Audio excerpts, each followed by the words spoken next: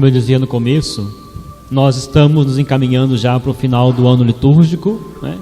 Hoje é o 33º domingo, que é o último domingo, na verdade, do tempo comum, porque nós continuaremos o tempo comum durante a semana, mas domingo que vem é a festa de Cristo Rei. E depois, já no outro domingo, já será o tempo do Advento. E à medida que a liturgia vai se encaminhando para o final do ano litúrgico, vai nos propondo também textos e reflexões que apontam para o final dos tempos, para as coisas últimas, aquilo que está para acontecer, né? Isso que às vezes nos assusta bastante, né? Porque nós não entendemos muito bem o que virá, o que acontecerá, né? Jesus, muitas pessoas costumam utilizar dessas descrições da palavra de Deus para nos botar medo e dizer que o mundo está acabando, que o tempo está se aproximando, e Jesus fala mesmo no Evangelho de Sinais, né? Haverá um povo se levantará contra outro povo, um país atacará outro país, haverá grandes terremotos, fomes e pestes em muitos lugares, acontecerão coisas pavorosas e grandes sinais serão vistos no céu.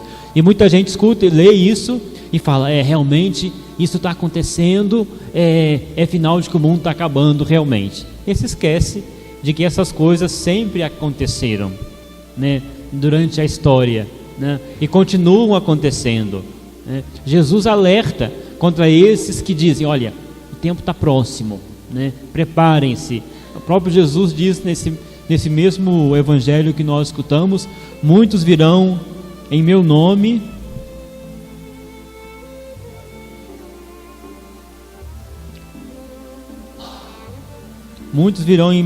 dizendo, sou eu, o tempo está próximo, não sigais essa gente, né? Porque o próprio Jesus disse que ninguém sabe o dia nem a hora da sua volta, e as pessoas ficam assustadas, e até tem alguns que tentam colocar datas, né? Não sei se vocês se lembram, no ano 2000, foi ontem praticamente, né, Conceição? Né? No ano 2000, eu me lembro, muitos começavam a também anunciar que o mundo estava acabando. Vocês se lembram disso? Né?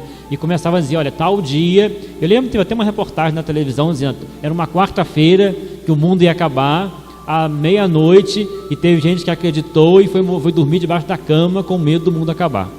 Gente que eu conheço, né?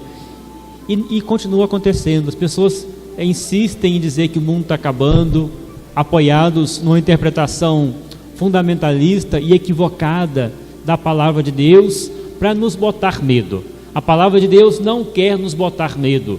O dia do Senhor, que virá como um dia terrível, é um dia de alegria para nós. É um dia em que a maldade que nos afeta será destruída. É um dia em que o pecado que há sobre nós será eliminado, será vencido. Quando o profeta, nos 3 textos que nós escutamos hoje, fala do final dos tempos, né? O profeta Malaquias, na primeira leitura, São Paulo escrevendo aos Tessalonicenses, na segunda leitura, e o próprio Jesus. Mas quando o profeta Malaquias fala do dia do Senhor, ele fala para um povo que vivia uma situação difícil e que parecia que o mal estava vencendo no mundo, e que os ímpios, os soberbos, dominavam os pequenos e maltratavam os pobres, e parecia que a maldade estava vencendo no seu tempo, e eles diziam, não adianta fazer mais nada, não adianta rezar, não adianta ir ao templo, não adianta oferecer os nossos sacrifícios, porque Deus não nos escuta, né? Nós vemos aí como os maldosos estão vencendo, como os malvados estão vencendo, como os prepotentes, os ímpios, os soberbos, e o que nós fazemos parece que não tem sentido e não adianta nada. Então Malaquias diz para aquele povo, olha, eis que virá o dia, abrasador como fornalha, em que todos os soberbos e ímpios serão como palha. Para vós que temeis o meu nome, nascerá o sol da justiça, trazendo salvação em suas asas. Então, não é uma mensagem para colocar medo nas pessoas. Pelo contrário, é uma mensagem para dizer que Deus continua atuando na nossa história, e que o final da história será de acordo com a vontade de Deus, não de acordo com a nossa vontade. não de acordo com a vontade dos homens. E é preciso manter-se firmes, o que o próprio Jesus fala também no Evangelho, manter-se firmes na fé, continuar fazendo o bem, continuar vivendo o Evangelho, não desanimar, porque pode acontecer que diante dessa perspectiva da maldade que vai vencendo aparentemente no nosso mundo, que nós desistamos de fazer o bem, né? Foi o que aconteceu com os cristãos de Tessalônica, e para eles Paulo escreve essa carta. Quando Paulo diz, nós escutamos na segunda leitura, que eu tenho ouvido falar que alguns de vocês têm vivido na ociosidade, que alguns de vocês não quer trabalhar, quem não trabalhar também não deve comer. Ouvimos dizer que entre vós há alguns que vivem à toa, muito ocupados em nome de Jesus, em não fazer nada. Em nome do Senhor Jesus Cristo, ordenamos e exortamos essas pessoas que trabalhando comam na tranquilidade do seu próprio pão. Por que São Paulo está escrevendo isso? Porque os cristãos de Tessalônica haviam dado ouvidos àqueles que diziam, e Jesus estava alertando no Evangelho, que o fim dos tempos estava próximo, que o fim do mundo estava próximo. Então eles pensavam, se o fim do mundo está próximo, então de que adianta trabalhar? De que adianta construir as coisas? De que adianta continuar agindo nesse mundo, né? E muitos literalmente passaram a não fazer nada, né? São Paulo alerta, não é assim que as coisas acontecem, né? Isso serve para nós também, né? Nós que buscamos as coisas do alto, né? Nós que queremos crescer espiritualmente, nós que buscamos o reino de Deus, nós não podemos viver somente no alto, né? Há muitos cristãos que com a desculpa com a crença sincera, né, de que o importante, e é verdade, são as coisas do alto, né, se desentendem das realidades aqui do nosso mundo. Então é aquele discurso, vamos cuidar somente das coisas espirituais e vamos deixar as realidades do mundo, porque isso não nos compete, porque nós não somos desse mundo. É verdade que nós não somos desse mundo, porque nós somos chamados a viver do alto. E é verdade que nós devemos sim buscar as coisas espirituais, mas nós estamos nesse mundo. Então nós não podemos deixar de atuar nesse mundo que nós vivemos. Nós não podemos nos desentender, né? Ignorar, nos acomodar diante das realidades do nosso tempo. Foi o erro da comunidade dos discípulos de Tessalônica, né? Viveram somente esperando o fim do mundo, se esqueceram da realidade aqui presente da própria história. Nós não podemos fazer isso, né? Nós buscamos as coisas do alto, nós buscamos o céu, mas, como dizia aquele autor Anselmo Grum, um monge beneditino, o céu começa em você. O nosso céu começa aqui, e por isso nós somos chamados a atuar nesse nosso mundo. Por isso nós olhamos para fora da igreja, para as realidades que não são internas a nós, e buscamos atuar, né? Por isso nós olhamos a realidade das nascentes aqui na Pampulha, por isso nós olhamos a realidade da violência aqui nos nossos bairros vizinhos, por isso nós olhamos a realidade da injustiça, a realidade da pobreza, e dizemos, olha, nós precisamos fazer alguma coisa, né? Por certo, o Papa Francisco decretou o dia, há 2 anos parece-me já, né? O Dia Mundial do Pobre, e é hoje o Dia Mundial do Pobre, né? No qual a igreja é convidada a renovar a sua sensibilidade para com a realidade daqueles que sofrem porque não têm os bens necessários para uma vida em dignidade. Tudo isso é importante, né? Olhamos sim para o alto, mas a partir daqui onde nós estamos, né? Nesse mundo onde nós vivemos, nós somos chamados a atuar. Nós não podemos nos desentender dessas realidades, não.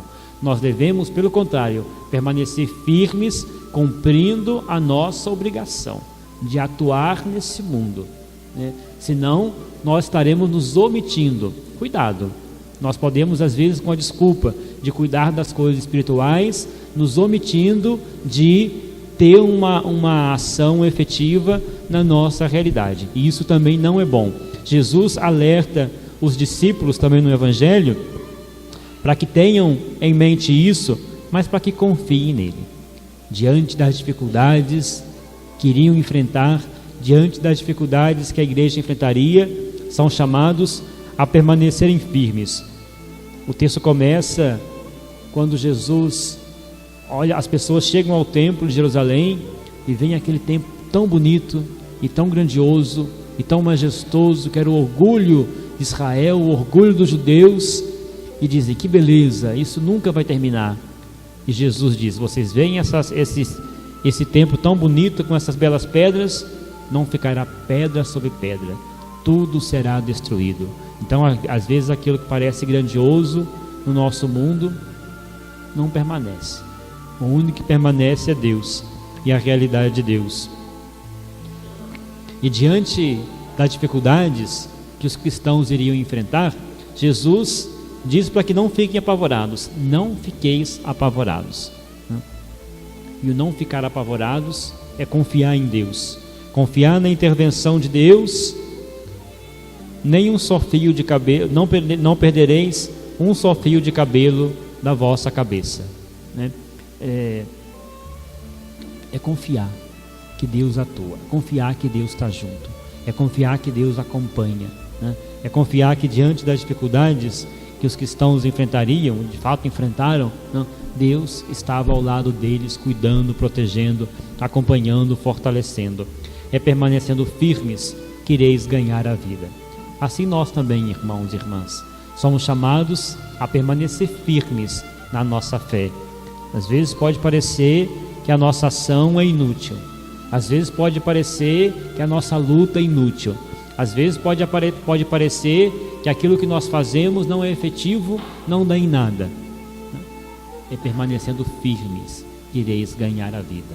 Somos chamados a permanecer firmes. Permanecer firmes é permanecer firmes na presença do Senhor, buscando na oração, nos sacramentos, na escuta da sua palavra. Permanecer firmes é permanecer firmes também na oração, na ação, na vivência do Evangelho, né? Numa vida coerente com os nossos valores, numa vida coerente com a nossa fé, buscando o nosso bem, mas também o bem dos demais, né? Não nos omitindo diante das situações do nosso tempo, né? É difícil perceber quando é que nós devemos atuar. É difícil manter-nos firmes quando parece que tudo está despencando na nossa vida e no nosso mundo, né? Mas se nós, os cristãos, não permanecermos firmes, o que é que vai acontecer com esse mundo, né? Se nós não insistirmos na nossa ação para a transformação desse mundo, né, no reino de Deus, na espera ativa do reino de Deus, o que é que vai ser desse mundo? Então, mesmo diante das dificuldades, das tribulações, permaneçamos firmes e o Senhor nos acompanha. Glória ao Pai, ao Filho e ao Espírito Santo.